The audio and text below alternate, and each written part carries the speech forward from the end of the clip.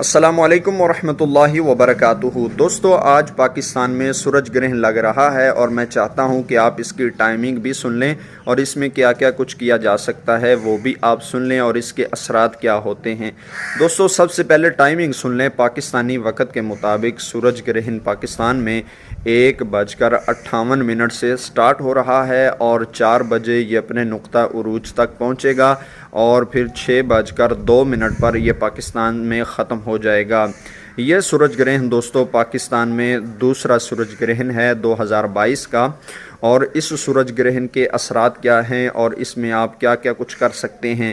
دوستو، سب سے پہلے کرنے والی بات یہ ہے کہ اگر آپ اس سورج گرہن میں کچھ کرنا چاہتے ہیں تو سب سے پہلے نماز کسوف کا اہتمام کیجئے، اللہ تعالیٰ سے توبہ استغفار میں وقت گزاریے، اور دوسرا بات یہ ہے کہ آپ اگر زکوٰۃ ادا کرنا چاہتے ہیں کسی عمل کی یا کسی عمل کے عامل بننا چاہتے ہیں، جیسے حروف صوامت کے عامل بننا چاہتے ہیں، اس کے علاوہ کسی عمل کی زکوٰۃ ادا کر کے اس کی طاقت اپنے ہاتھ میں لینا چاہتے ہیں، تو سورج گرہن میں اس طرح کے اعمال کیے جا سکتے ہیں۔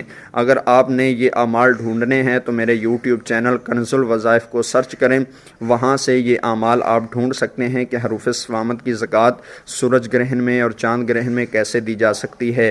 اس کے علاوہ بھی بہت سارے وظائف میں نے بتائے ہیں، آپ وہاں سے سرچ کر سکتے ہیں۔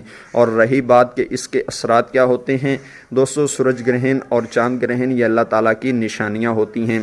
جب آپ اپنا وقت اللہ تعالیٰ کے ذکر میں گزاریں گے، توبہ استغفار میں گزاریں گے، تو انشاءاللہ اللہ کے فضل و کرم سے کسی قسم کا کوئی نقصان نہیں ہوگا، بلکہ صرف اللہ کے آگے توبہ استغفار میں آپ نے وقت گزارنا ہے، ڈرنے کی کوئی بات نہیں ہے۔ السلام علیکم ورحمۃ اللہ وبرکاتہ۔